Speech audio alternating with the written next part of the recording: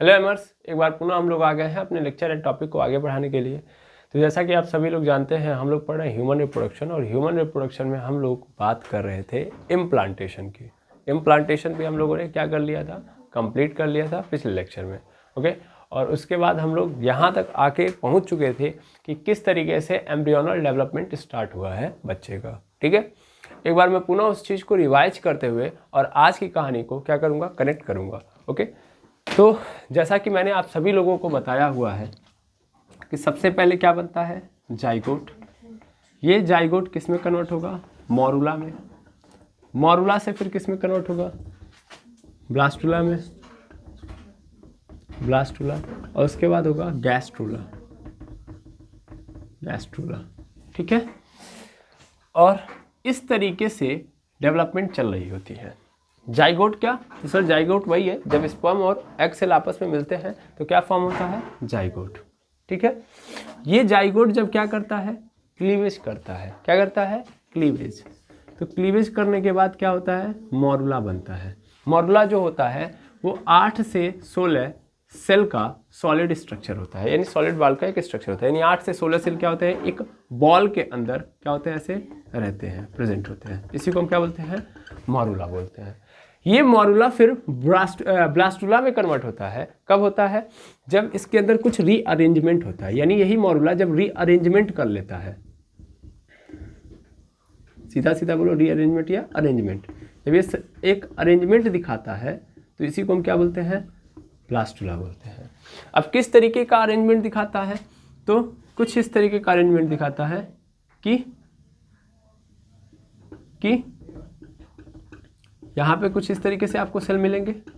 ठीक है, फिर साइड साइड में आपको सेल मिलेंगे। ठीक है, साइड साइड में आपको सेल मिलेंगे, और एक जोना पेलोसिडा की आपको क्या मिलेगी, लेयर मिलेगी। अब इसको हम क्या बोलते हैं, ICM। ठीक है ना, इनर सेल मास। ठीक है, ऊपर वाले को क्या बोलेंगे, ब्लास्टोमेयर। और ये जो साइड साइड में आपको सेल दिख रहे हैं इसको क्या बोलते हैं, ट्रोफोब्लास्ट। ठीक है, और ये जो आपको दिख रहा है कैविटी, इसको हम नाम देते हैं ब्लास्टोसिल। और इसके अंदर क्या प्रेजेंट होता है, ग्लाइकोजन। ऊपर क्या होती है, एक लेयर होती है जोना पेलोसिडा की। ठीक है ना, सब कनेक्ट करते जाएंगे तो मज़ा आएगा। इसलिए मैं चाह रहा हूँ कि बारीकी से फिर से पीछे वाले को रिवाइज करें, फिर आगे बढ़ें। अब ध्यान से देखेंगे तो ये जो इनर सेल मास है, इसके अंदर जो सेल होते हैं इनको हम स्टेम सेल के नाम से जानते हैं। स्टेम सेल के नाम से जानते हैं। कुछ नई बातें भी यहाँ से सीख ले तो ज़्यादा बेटर है। इनको हम किस नाम से जानते हैं, स्टेम सेल के नाम से जानते हैं। अब एक काम और करिएगा, थोड़ा सा इनके एक और नाम जान लीजिएगा। क्या, जैसे जाइगोट है, जाइगोट को हम लोग टोटीपोटेंट सेल बोलते हैं, टोटीपोटेंट सेल बोलते हैं। ठीक है ना, और स्टेम सेल को मल्टीपोटेंट और पॉलीपोटेंट सेल के नाम से जानते हैं। अब क्या मतलब है इसका, तो देखिए, जैसे टोटीपोटेंट सेल उन सेल्स को बोलेंगे जिनके थ्रू पूरा का पूरा ऑर्गेनिज्म बनेगा। मतलब ये ऐसे सेल हैं जो क्या करते हैं, नंबर ऑफ सेल का इंक्रीजमेंट कराते हैं। दैट मीन्स ये अकेले ही क्या करते हैं, अकेले ही बहुत सारे सेल बनाते हैं। ठीक है ना, यानी ये सेल के नंबर को क्या कराते हैं, इंक्रीज कराने वाले सेल को हम क्या बोलेंगे, टोटीपोटेंट सेल। ये जाइगोट क्या है, वही तो एक सेल है। इसी जाइगोट से पूरी की पूरी बॉडी बननी है, तो ये अकेले जिम्मेदारी लिया हुआ है और पूरे ऑर्गेनिज्म को खड़ा कर देगा। कौन, ये एक जाइगोट है ना, ये इंक्रीज करेगा ना सेल के नंबर को, बिल्कुल वैरायटी में सेल आएंगे, और ये पूरी वैरायटी क्या होगी, मिलके एक ऑर्गेनिज्म का क्या करेगी, निर्माण करेगी। सेम कहानी स्टेम सेल की भी है। स्टेम सेल भी वो सेल होते हैं जो क्या करते हैं, अपने आप को डिवाइड करते हैं, और डिवाइड करके बहुत सारे सेल बनाते हैं, और बहुत सारे वैरायटी के सेल बनाते हैं। ठीक है ना, यानी ये भी क्या है, वैरायटी में सेल बनाने वाले हैं। ये वैरायटी में सेल बनाएंगे, समझ में आ रहा है। तो इसलिए इनको हम क्या बोलेंगे, मल्टीपोटेंट सेल। देखो दोनों का मतलब एक ही है, नजर आएगा आपको सेम से, यहाँ भी नंबर ऑफ सेल इंक्रीज होंगे, यहाँ भी नंबर ऑफ सेल इंक्रीज होंगे। ठीक है, बट फर्क क्या है समझ पा रहे हैं ना, इससे पूरा ऑर्गेनिज्म बना है, इससे पूरा ऑर्गेनिज्म बना है, इनसे भी पूरा ऑर्गेनिज्म बना है, बट इन दोनों में क्या है फर्क है। खुद देखिए ना, स्टेम सेल को कौन बनाया है, ये जाइगोट बनाया है, समझ में आ रहा है ना। तो जाइगोट एक्चुअल में ए से लेके जेड तक बनाया हुआ है पूरा का पूरा, जबकि स्टेम सेल को खुद कौन बनाया है, जाइगोट। जाइगोट ने बनाया है स्टेम सेल को, तब स्टेम सेल पूरे बॉडी को बनाएगा। तो इसलिए स्टेम क्या है, मल्टीपोटेंट है, पॉलीपोटेंट है, टोटीपोटेंट नहीं है, उसको हम टोटीपोटेंट नहीं कहेंगे। टोटीपोटेंट जिसको कहेंगे जिसको किसी ने बनाया नहीं भैया, वो बना है और वो सबको बनाएगा।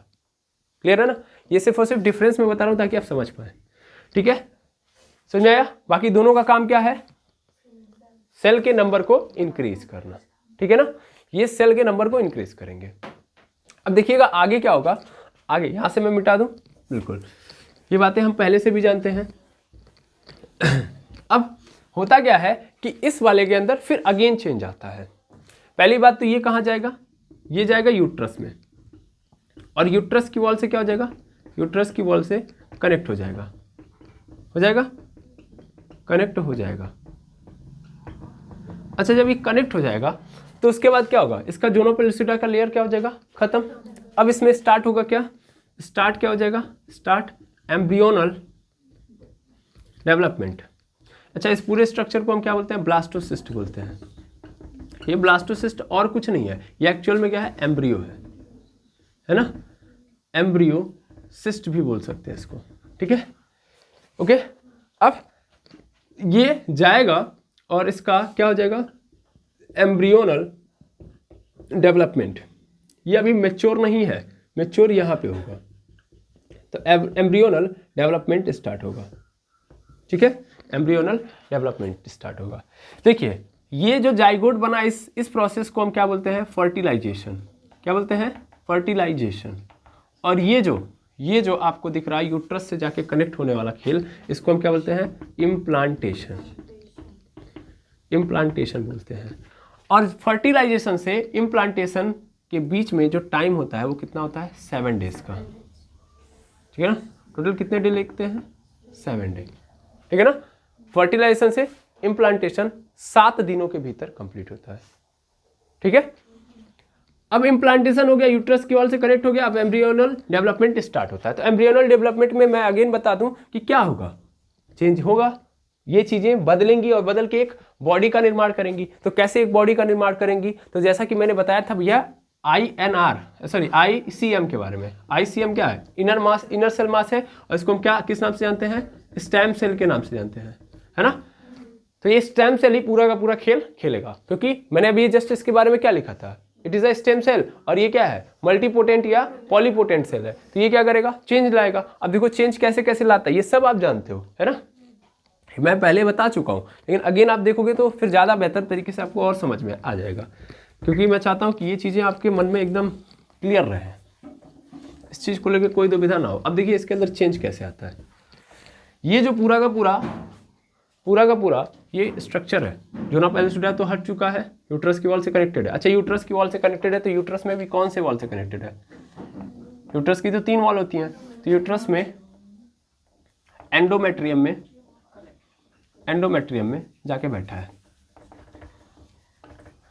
इम्प्लांट है ना। यूट्रस में एंडोमेट्रियम में इम्प्लांट है, ओके। 3 लेयर होती है ना, 3 लेयर होती हैं। तो ये जो है यहाँ पे आके बैठा हुआ है, क्लियर है ना। ये है आपका ब्लास्टोसिस्ट, क्लियर है। अब इसके अंदर चेंज क्या आता है, तो ये जो ICM है, ये ICM अपने अंदर क्या लेके आएगा, चेंज। सबसे पहले ये चेंज क्या लेके आएगा, ध्यान देंगे। सबसे पहली बात तो यहाँ पे जो चेंज आएगा, फर्स्ट चेंज यहाँ पे लिख देना, ब्लास्टोसिस्ट के अंदर फर्स्ट चेंज। टोटल मैं चाहता हूँ रिवाइज्ड रहे आपका।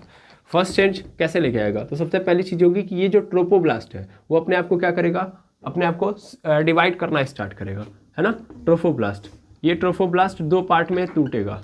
ट्रोफोब्लास्ट कितने पार्ट में टूट जाएगा, 2 पार्ट में। एक तो होगा सिंसाइटियम, है ना, सिंसाइटियम ट्रोफोब्लास्ट,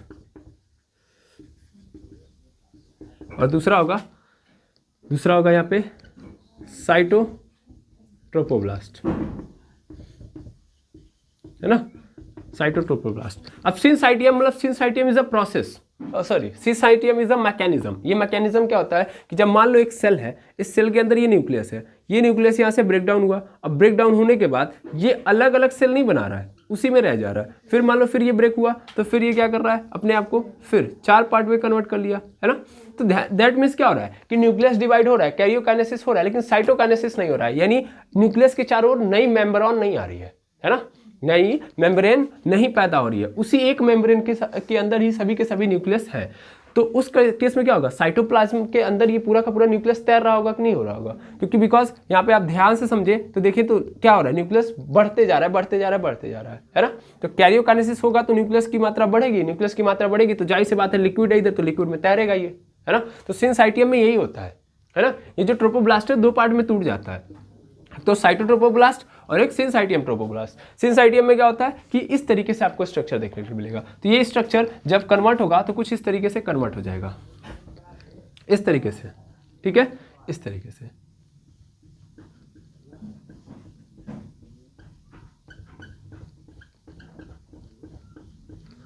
ठीक, अब देखो ये क्या है, ये सिन-साइटियम है, ये क्या है, सिन-साइटियम है।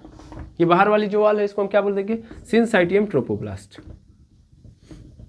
सिन-साइटियम ट्रोपोब्लास्ट। और ये जो अंदर है जो अभी भी ट्रोपोब्लास्ट के जैसा नजर आ रहा है, इसको हम क्या बोलेंगे, साइटोट्रोपोब्लास्ट, ठीक है ना, इसको हम साइटोट्रोपोब्लास्ट बोलेंगे, ठीक है। अब इधर देखिएगा तो इधर आईसीएम जो था जिसको स्टेम सेल बोल रहे हैं, ये जाहिर सी बात है क्या करेगा, सेल के नंबर को इंक्रीज करेगा और ये 2 लेयर बनाता है। इनर सेल क्या कर रहा है, 2 लेयर बना रहा है, 2 लेयर इंक्रीज बना रहा है। एक जो है, एक को हम क्या नाम देते हैं, एपीब्लास्ट, एपीब्लास्ट, और दूसरे को क्या नाम देते हैं, हाइपोब्लास्ट।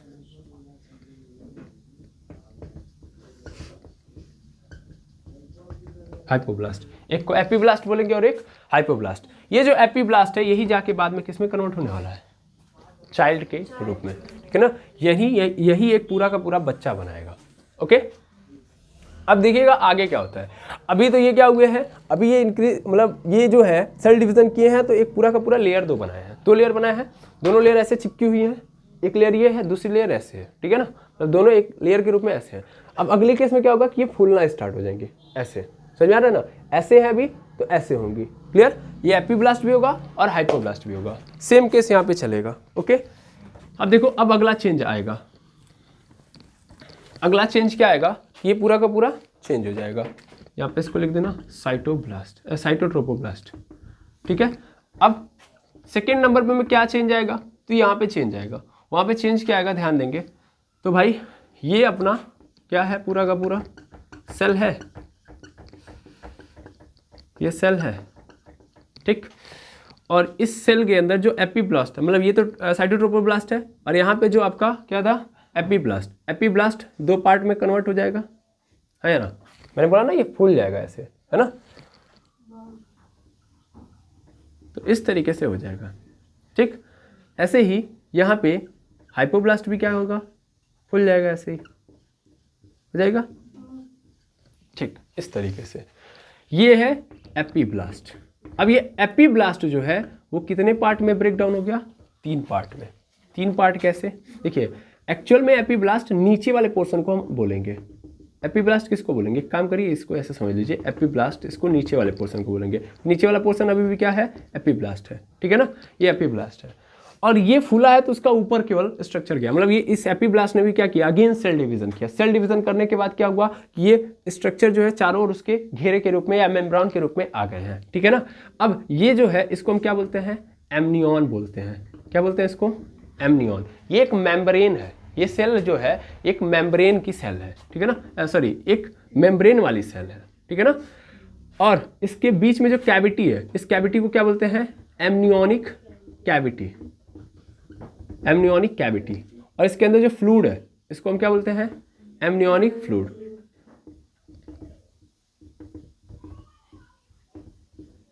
एमनियोनिक फ्लूइड, ठीक है।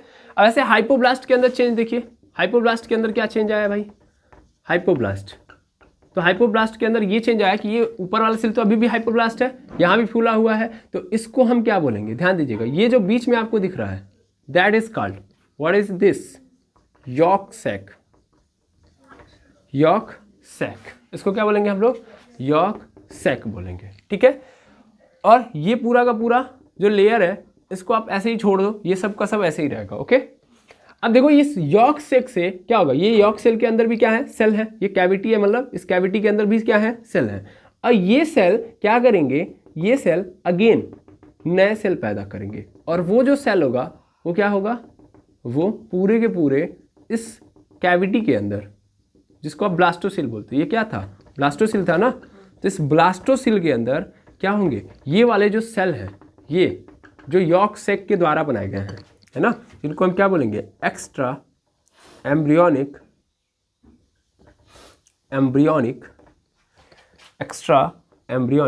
मेम्ब्रेन, इसको क्या बोलेंगे, एक्स्ट्रा एम्ब्रियोनिक मेम्ब्रेन, ये बन जाएगा, ठीक है ना। ये पूरा का पूरा एक्स्ट्रा एम्ब्रियोनिक मेम्ब्रेन है।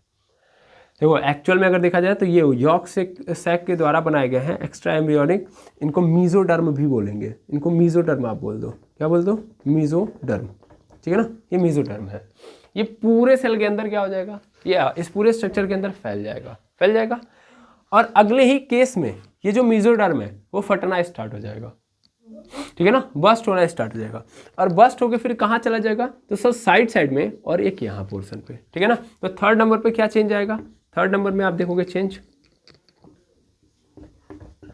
थर्ड चेंज जो आएगा वो क्या आएगा कि यहाँ पे एक स्ट्रक्चर ऐसे रहेगा, ये सिनसाइटोप्लाज्म सिनसाइटियम ट्रोपोब्लास्ट ऐसे ही रहेगा, और ध्यान देंगे तो यहाँ पे क्या होगा, यहाँ पे ऐसे कुछ स्ट्रक्चर रहेगा, ओके, नीचे भी स्ट्रक्चर रहेगा ऐसे ही, ओके, यहाँ पे स्ट्रक्चर कुछ ऐसे ही रह जाएगा, लेकिन ये जो है बस्ट होगा, बस्ट होने का मतलब यहाँ से हटना स्टार्ट हो जाएगा, और हट के कहाँ चला जाएगा, साइड में, कहाँ पे चला जाएगा, साइड में ये कौन है, ये है साइटोट्रोपोब्लास्ट, और यहाँ पे ये लेयर आ जाएगी, ठीक है, ये लेयर आ जाएगी ऐसे, ठीक है, ये एक लेयर आ गई, ठीक है, ये ऐसे लेयर आ जाएगी। ये क्या है, तो ये है आपका एक्स्ट्रा एम्ब्रियोनिक मेसोडर्म, और ये साइड से हटने के बाद इधर ये जो मेसोडर्म है या मेम्ब्रेन है यहाँ पे इकट्ठा हो जाएगी ऐसे, ठीक है।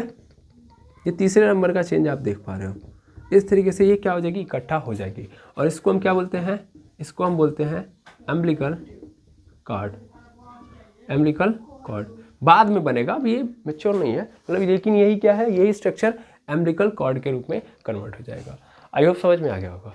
तो देखिए कहाँ से कहाँ पहुँचे हम, पहले किस तरीके से था, ब्लास्टोसिस्ट के रूप में था, फिर ये ब्लास्टोसिस्ट इस फॉर्म में कन्वर्ट हो गया, जब कनेक्ट हो जाता है तब पहला चेंज आएगा, ठीक है ना, यानी आफ्टर इम्प्लांटेशन हम देख रहे हैं, ठीक है। आफ्टर फर्टिलाइजेशन देख लिया क्या क्या होता है, तो आफ्टर फर्टिलाइजेशन हम यहाँ तक पहुँचते हैं, फिर इम्प्लांटेशन होता है, इम्प्लांटेशन में ये केस आपको नज़र आ गया था, फिर उसके बाद हम आफ्टर इम्प्लांटेशन देख रहे हैं कि कैसे चेंज आ रहा है ना।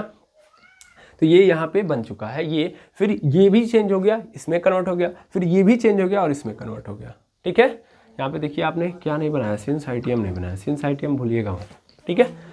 तो ये ऐसे रहेगा। आई होप यहाँ तक बातें क्लियर हैं, ठीक है। तो पहले इसको आप नोट डाउन कर लेंगे।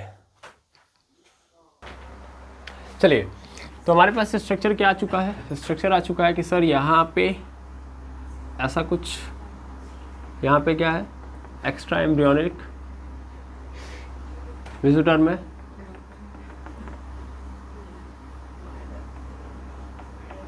ये क्या है, एक्स्ट्रा एम्ब्रियोनिक मेसोडर्म, ठीक है, ठीक। और यहाँ पे फिर क्या है सर, यहाँ पे ऊपर आपको क्या मिल जाएगा, ट्रोपोब्लास्ट है ना, ट्रोपोब्लास्ट किनारे रहेगा, जानबूझ के बना रहा हूँ ताकि आगे स्ट्रक्चर आपको क्लियर नजर आए, ठीक है। और फिर क्या है, सिनसाइटियम, ठीक।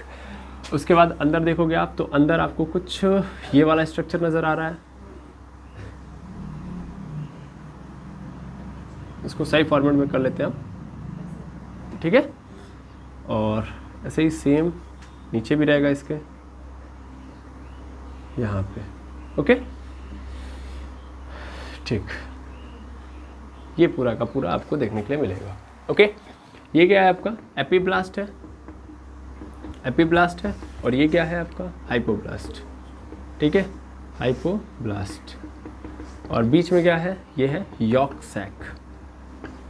ठीक ठीक। अब देखिएगा आगे क्या होता है। आगे के केस में अभी तक हम लोगों ने ये भी देख लिया कि यहाँ पे क्या आ गया है, यहाँ पे future umbilical cord, future umbilical cord, future umbilical cord, umbilical cord, ठीक है, ये आया। अब देखिएगा होगा क्या कि ये जो है पूरा का पूरा, ये पूरा का पूरा जो आप देख पा रहे हो, जैसे ये क्या है, ये सिंसाइटियम है ना, सिंसाइटियम है, और ये क्या है, ट्रोपोब्लास्ट है ना, ट्रोपोब्लास्ट है। और उसके जस्ट बगल में क्या है, उसके जस्ट बगल में है एक्स्ट्रा एम्ब्रियोनिक मेसोडर्म। इन तीनों को एक साथ कनेक्ट करके क्या बना दिया जाएगा, कॉरियन। क्या बोला जाएगा, कॉरियन। ये तीनों एक साथ क्या होंगे, कॉरियन कहलाएंगे, ठीक है ना। देखिए ये जो जो चीज़ें बन रही हैं पहले थोड़ा ध्यान देंगे। यहाँ पे कॉरियन बना है, ऊपर क्या बना है, ये है एमनियन, है ना, एमनियन। ये जानते हैं क्या है, ये एक्चुअल में मेम्ब्रेन है। जब बच्चा पैदा होता है, अगर आप कभी वीडियो एनिमेशन वगैरह देखेंगे तो उसमें आप देखेंगे ना कि बच्चे के चारों ओर ना एक मेम्ब्रेन बनी होती है, एक झिल्ली टाइप में होता है, और वो जो बच्चा होता है ना उस झिल्ली के अंदर पैक होता है, मेम्ब्रेन के अंदर। वो एक्चुअल में और कुछ नहीं है, यही है। समझ में आ रहा है ना। 4 तरीके की मेम्ब्रेन बनेंगी एक बच्चे के चारों ओर, ठीक है। अब एक एक करके आप देखते जाइए। पहला एमनियन देख लिया, दूसरा कॉरियन देख रहे हैं आप, ठीक है। यही कॉरियन बाद में किस में कन्वर्ट होने वाला है, प्लेसेंटा के रूप में, है ना। अब कैसे होगा ये देखिएगा। तो सबसे पहले तो ये तो हम लोगों ने पिछला देखा है, ये तीसरे नंबर का चेंज था, 4th नंबर के चेंज में आइए। चौथे नंबर में क्या होगा कि यहाँ पे चीजें चेंज होंगी। चेंज क्या होगी, तो यहाँ पे फिंगर लाइक स्ट्रक्चर स्टार्ट होगा बनना, ठीक है। फिंगर लाइक स्ट्रक्चर कैसे बनेगा देखिएगा ध्यान से। तो यहाँ पे ऐसे ऐसे करके ऐसे ऐसे आपको नजर आएगा स्ट्रक्चर, ठीक है, ऐसे स्ट्रक्चर आपको नजर आएगा। और यहाँ पे क्या है, यहाँ पे ट्रोपोब्लास्ट है, ठीक है, साइटोट्रोपोब्लास्ट। और यहाँ पे साइड में क्या है,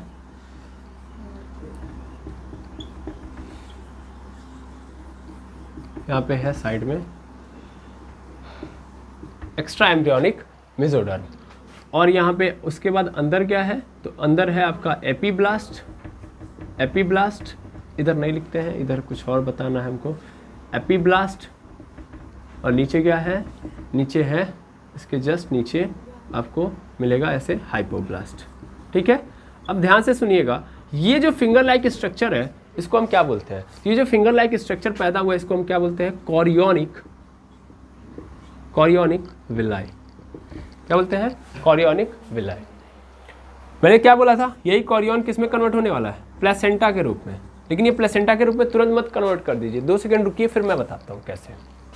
ये एक्चुअल में कहाँ है, ये एक्चुअल में जो आप स्ट्रक्चर देख रहे हो ये सब के सब कहाँ है, तो क्या बोलते हैं, एंडोडर्म में है। कहाँ पे है, यूट्रस की वॉल से कनेक्टेड है। अगर आप थोड़ा सा स्ट्रक्चर देखोगे, सपोज कर ले रहा हूँ कि ये यूट्रस की वॉल है, यहाँ पे ऐसे है, ठीक है, और यहाँ पे ऐसे, फिर ऐसे। और ये जो होगा, ये जो स्ट्रक्चर होगा ये कुछ ऐसे यहाँ पे ही तो होगा, हाँ या ना। ये पूरा स्ट्रक्चर मैं अगर सही तरीके से बनाऊं तो ऐसे ऐसे ऐसे एक फिंगर लाइक स्ट्रक्चर ऐसे होगा कि नहीं होगा, होगा। और जस्ट इसके बगल में क्या होगा, तो जस्ट इसके बगल में ब्लड की वेसल होगी। क्या होगी, ब्लड की वेसल। ये इसने फिंगर लाइक स्ट्रक्चर अपना क्यों बनाया है, ताकि ये ब्लड को क्या कर पाए, सक कर पाए, खींच पाए। समझ पा रहे ना, यानी ब्लड का फ्लो इसके अंदर हो पाए, है ना।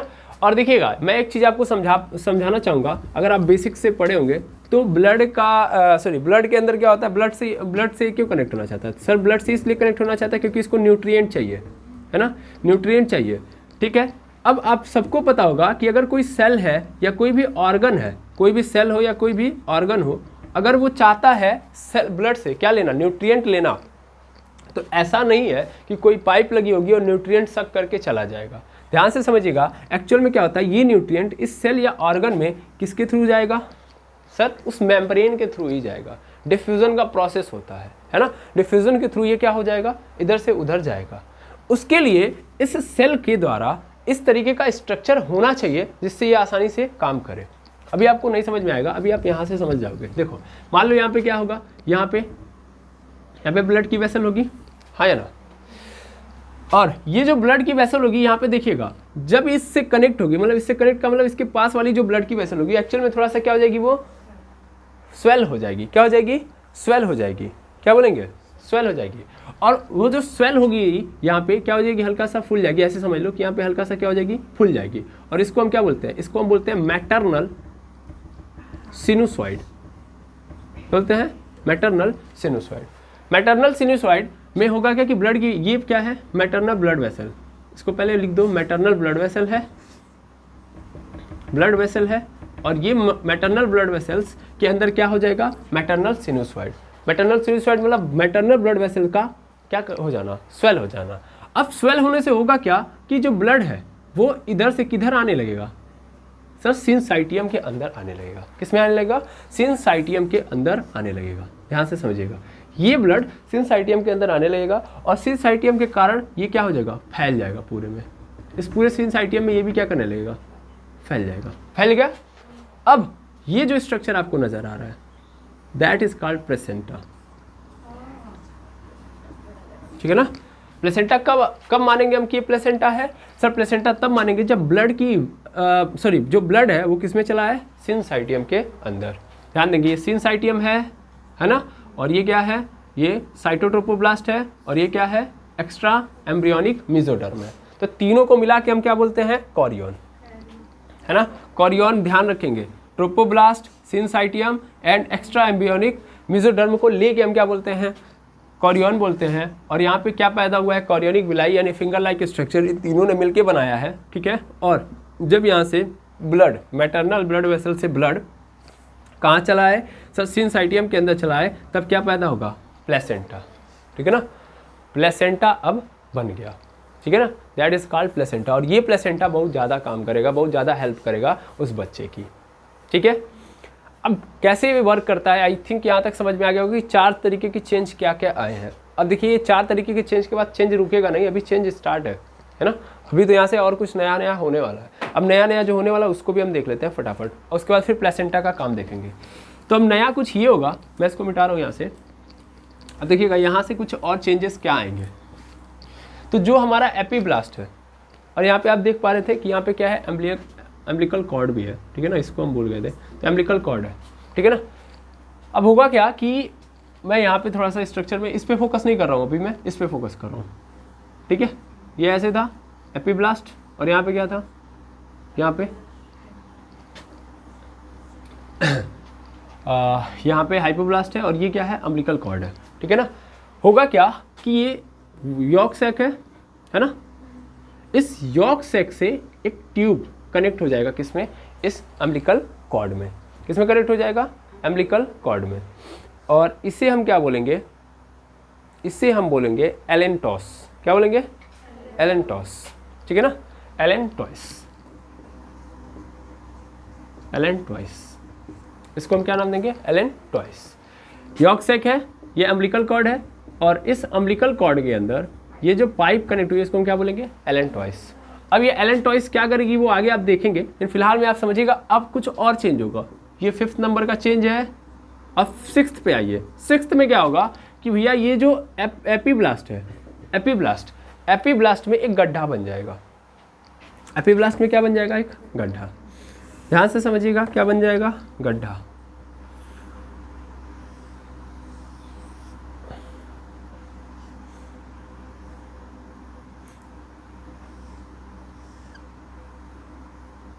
ऐसे, ठीक है ना, क्या बन जाएगा, एक डिप्रेशन क्रिएट होगा। ये जो डिप्रेशन क्रिएट हो रहा है ना, ये जो गड्ढा बन रहा है, यही गड्ढा अब स्टार्ट कर रहा है क्या बनाना, बच्चे का हाथ, पैर, मुंह, नाक, यानी जो भी कहते हैं स्ट्रक्चर, वो यहीं से अब पैदा होगा बनना। ओके, अब ध्यान से समझिएगा होगा क्या, तो होगा ये कि ये जो गड्ढा बना है उसके कारण यहाँ के जो भी सेल है वो सब इसके नीचे जाएंगे। कहाँ जाएंगे, नीचे जाने से होगा क्या, थोड़ा सा बस याद रखिएगा, नीचे जाने से होगा क्या कि ये सेल, भाई यहाँ से अगर कोई गड्ढा बनेगा और ये जो सेल है, ये सेल जब इसमें गिरेंगे तो गिरने के बाद ये किस पे जाएंगे, हाइपोब्लास्ट पे, हाँ या ना। और जब ये हाइपोब्लास्ट पे जाएंगे तो हाइपोब्लास्ट क्या हो जाएगा, डिस्ट्रॉय हो जाएगा। क्या हो जाएगा, डिस्ट्रॉय। यहाँ से हाइपोब्लास्ट यहाँ से खत्म होना स्टार्ट होगा, ठीक है। और हाइपोब्लास्ट खत्म होना स्टार्ट होगा, ध्यान से देखिएगा, तो यहाँ पे कुछ सेल होंगे, कुछ तो ऊपर सेल हो जाएंगे, कुछ तो ऊपर सेल रहेंगे, और कुछ कहाँ चले आएंगे, एकदम बीचों बीच, और कुछ इस एपीब्लास्ट पे चले आएंगे, है ना। मतलब यहाँ के जो सेल है, ध्यान से समझिएगा, एपीब्लास्ट के जो सेल है ये वो एक तो डिप्रेशन के पास होंगे, फिर डिप्रेशन से फिर नीचे जाएंगे तो हाइपोब्लास्ट को खत्म करेंगे, और यहाँ पे कुछ सेल आ जाएंगे एपीब्लास्ट के, खत्म करने के बाद ये सेल यहाँ पे रह जाएंगे ना, और फिर बीच में कुछ सेल होंगे, है ना। तो लगभग 3 लेयर बन जाती है। टोटल कितनी लेयर बन जाती है, 3 लेयर। इन्हीं को हम बोलते हैं 3 germ layer, 3 germ layer. Okay, ऊपर वाला क्या कहलाएगा, एक्टोडर्म कहलाएगा। क्या कहलाएगा, एक्टोडर्म, ठीक। बीच वाला क्या होगा, मीजोडर्म, और ये क्या कहलाएगा, ये एक्चुअल में कहलाएगा आपका एंडोडर्म, ठीक है। 3 लेयर बन गई, और ये जो 3 लेयर बनी है यही तीनों क्या करेंगी, टिश्यू का निर्माण करेंगे। ये क्या है, ग्रुप ऑफ सेल्स है ना। और आपको पता है कि एक ह्यूमन बॉडी के अंदर टोटल 4 टाइप के टिश्यू होते हैं। 4 टाइप के टिश्यू कौन होते हैं, 4 टाइप ऑफ टिश्यू। सबसे पहला क्या होता है, तो सर एपिथेलियल टिश्यू, ठीक है, एपिथेलियल टिश्यू। फिर क्या आएगा, connective tissue, sorry muscular tissue,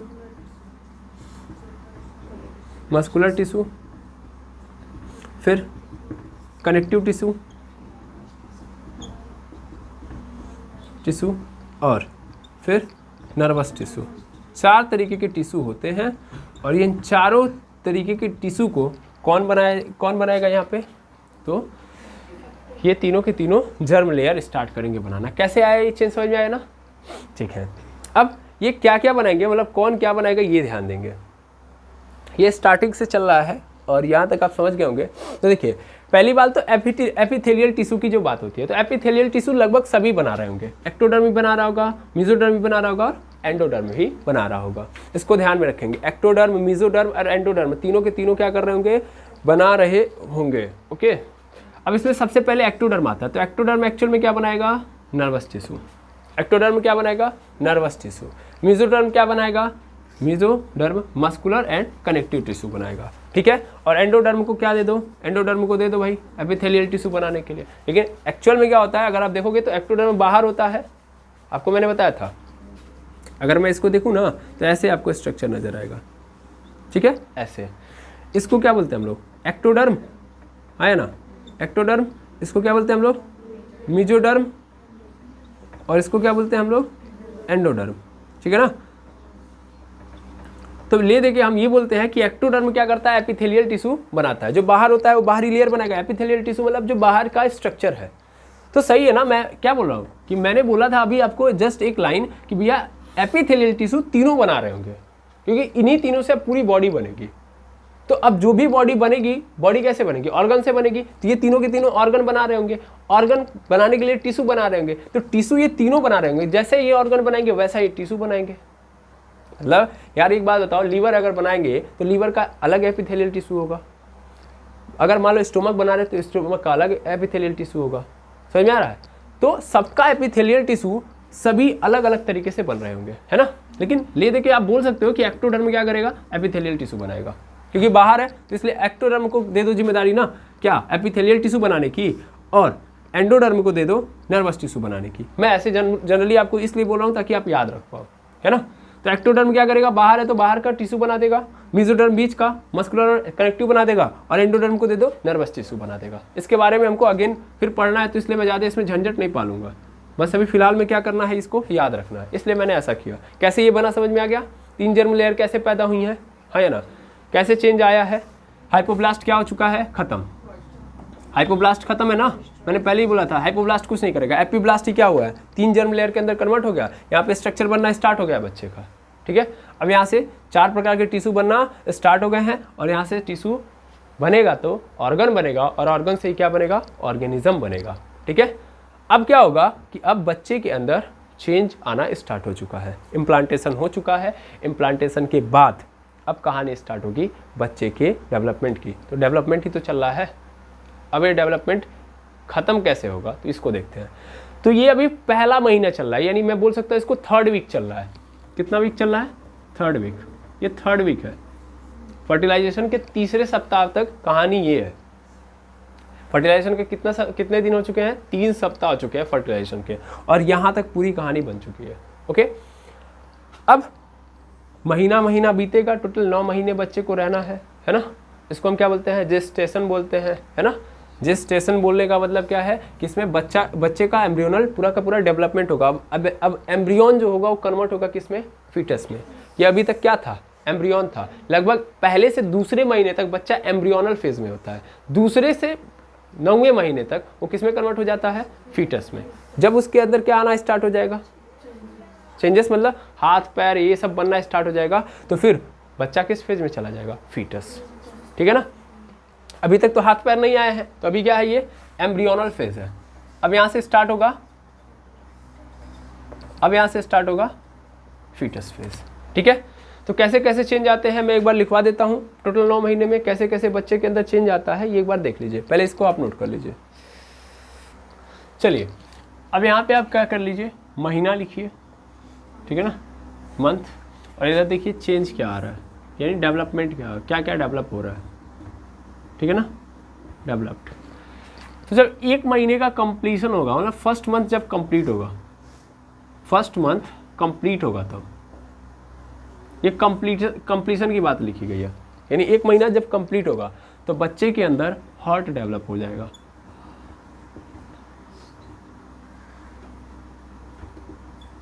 ठीक है ना, हार्ट डेवलप्ड हो जाएगा। सेकंड, जब दूसरा महीना कंप्लीट होगा, सब इंड पे चल रहा हूं मैं, ठीक है ना, जब दूसरा महीना इंड होगा तब उस कंडीशन में बच्चे के क्या बन जाएंगे? लिम्स बन जाएंगे। लिम्स मतलब लिम्स, एनसीईआरटी बोलती है लिम्स, एंड सेकेंड नंबर पे बोलती है डिजिट। क्या मतलब है इसका? लिम्स मतलब हाथ पैर आना स्टार्ट हो जाएगा, हाथ पैर बन जाएंगे। डिजिट्स मतलब फिंगर्स बन जाएंगे। डिजिट्स मतलब finger, hand and leg, okay, और डिजिट्स मतलब फिंगर्स। ठीक है ना, फिंगर्स। फिर आता है तीसरा महीना। तो तीसरे महीने का जब अंत होगा तो तीसरे महीने के अंत में ऑर्गन बनना स्टार्ट हो जाएंगे। ठीक है ना, अभी ऊपर ऊपर बन रहा है। हार्ट डेवलप, देखो हार्ट इसलिए डेवलप किया गया ताकि आप समझ पा रहे हो सर्कुलेशन हो पाए। ठीक है, अब जब सर्कुलेशन होगा तो ब्लड का मतलब फ्लो रहेगा बच्चे के अंदर। जब ब्लड का फ्लो रहेगा, यानी ब्लड फ्लो हो रहा होगा, तो न्यूट्रिएंट मिल रहा होगा बॉडी को, तो सेल अच्छे तरीके से काम कर रहे होंगे। इसलिए हार्ट को सबसे पहले बना दिया गया, है ना, ताकि सर्कुलेशन चलता रहे, क्योंकि वही न्यूट्रिएंट देगा। उसके बाद पहले ऊपर ऊपर वाला बन गया, है ना, ऊपर ऊपर मतलब हाथ पैर बन चुके हैं, उंगलियां आ चुकी हैं, अब ऑर्गन बनना स्टार्ट होगा, है ना, अब ऑर्गन बनेगा। चौथे महीने के अंत में एनसीईआरटी तो कुछ नहीं कहती है, एनसीईआरटी यहाँ पे चुप रहती है, मैं बोल दे रहा हूँ ऑर्गन सिस्टम, है ना। एनसीईआरटी यहाँ पे क्या होगी? चुप होगी, ये ध्यान देंगे। चौथे महीने के लास्ट में एनसीईआरटी कुछ नहीं बोलती है, कहती है कि तीसरे महीने में ही क्या बन जाता है? तीसरे महीने के अंत में ऑर्गन और ऑर्गन सिस्टम बन जाता है। मैंने ऑर्गन सिस्टम को खिसका के नीचे रख दिया था कि खाली ना रखूँ मैं, ओके। फिर 5th मंथ में चलता हूँ मैं। 5th मंथ में क्या होता है? तो 5th मंथ में जो बाल होते हैं सर के, वो आना स्टार्ट हो जाता है, हेयर ऑन हेड। आप कहोगे कि सर बच्चे के बाल कहाँ होते हैं जब पैदा होता है? तो होते हैं कि नहीं होते हैं? थोड़ा थोड़ा होता है ना। तो हेयर्स ऑन हेड वो बच्चे के ऊपर आ जाता है। बहुत थोड़ा थोड़ा ही आता है, लेकिन आता है। उसके साथ क्या होगा? उसके साथ साथ अब बच्चा मूव करेगा। पहली बार मूवमेंट कब होता है? जब 5th मंथ कंप्लीट होता है। आपको फर्स्ट मूवमेंट देखने के लिए मिलेगा, पहली बार मूवमेंट देखने के लिए मिलेगा उस बच्चे के अंदर। अच्छा, मैंने पहले ही बोला था कि यहाँ से लेके यहाँ तक अभी वो एम्ब्रियन के फेज में होगा, है ना, एम्ब्रियो बोलेंगे। एनसीईआरटी तो इसको भी एम्ब्रियो नहीं बोलती है, एनसीईआरटी क्या बोलती है? जब हाथ पैर आना स्टार्ट तो बच्चा फीटस कहलाएगा। ठीक है ना, यहाँ से बच्चे को मैं क्या बोलूँगा? फीटस। क्लियर है? फीटस बोला जाएगा बच्चा यहाँ से। क्लियर है कि नहीं है? तो जब हाथ पैर आना स्टार्ट हो गया तो बच्चा क्या कहलाएगा? फीटस कहलाएगा। अब देखो 5th मंथ में हेयर्स आ गए हैं उसके ऊपर, और बच्चा क्या करने लगा है? मूवमेंट करने लगा है। उसके बाद अब 6th मंथ जब आएगा तो बच्चे के क्या आएंगे? और बॉडी के ऊपर हेयर आएंगे, हेयर्स ऑन बॉडी। उसके साथ साथ उसकी आंखों की जो पलक है, जिसको हम आईलिड बोलते हैं, आईलिड सेपरेट हो जाएगा, आईलिड्स सेपरेट, अलग अलग आईलिड बन जाएंगे, ठीक है ना, क्लियर है। अब उसके बाद क्या आता है, उसके बाद 7th मंथ आता है और 7th मंथ के एंड तक एनसीईआरटी तो चुप रहेगी, लेकिन मैं बोलूँगा आई लेंसेस क्रिएट हो जाएंगे, आई लेंसेस फॉर्म्ड, ठीक है। और 8th मंथ में देखो ये सब फॉर्म हुआ है, अभी क्या हुआ है, डेवलप नहीं हुआ है, केवल बना है। इसका डेवलपमेंट 8वें और 9वें महीने में होगा, यानी जो जो चीज़ें अब बनी हैं उन सब का यहाँ पे क्या चल रहा होगा, डेवलपमेंट, बनी हुई चीज़ों का डेवलपमेंट। और जब प्योर मतलब क्या हो जाएगा, अच्छे तरीके से बच्चा डेवलप हो जाएगा, डेवलप्ड हो जाएगा चाइल्ड, तो आफ्टर 9 मंथ क्या होता है, पार्चुरेशन, या जिसको हम डिलीवरी बोलते हैं, है ना। तो डिलीवरी में क्या होगा कि बच्चा अब पूर्ण रूप से क्या हो चुका है, मैच्योर हो चुका है। यहाँ पे डेवलपमेंट बोलो या मैच्योरेशन बोल दो, मैच्योरेशन मतलब समझ पा रहे हो ना, बच्चे को मैच्योर किया जा रहा है, जो जो चीज़ें बनी उनको और अच्छे से क्या की जा रही हैं, ग्रो कराई जा रही है। मैच्योरेशन बोल दो, ग्रोथ बोल दो, तो ये सब चीज़ें चल रही होंगी 8वें से 9वें महीने के बीच में, ठीक है। तो इस तरीके से ये क्या है, इस तरीके से ये जेस्टेशन है ना। इस तरीके से बच्चा क्या करेगा, डेवलप होगा पहले से लेके 9वें महीने तक। आई होप क्लियर हो गया होगा कॉन्सेप्ट, ठीक है। अब 2 बातें अभी भी बची हुई हैं, पहली प्लेसेंटा का वर्क, ठीक है, और दूसरा जेस्टेशन के बाद क्या होगा। तो जाहिर सी बात है पार्चुरेशन होगा, दैट मीन्स डिलीवरी होगी, डिलीवरी के बाद लैक्टेशन होगा। तो 2 प्रोसेस हमारे पास बचे हैं जो बहुत छोटे छोटे हैं, उनको हमको देखना है। और ले देखिए, हमको लगता है कि एक क्लास अगर ले ली जाए बढ़िया से तो फिर ये पूरा का पूरा चैप्टर क्या है, कंप्लीटेड है। ओके, तो आज के लिए इतना ही, मिलते हैं नेक्स्ट वीडियो में जहाँ पे हम प्रयास करेंगे कि चैप्टर को यहीं पे खत्म किया जाए। Thank you very much hammers.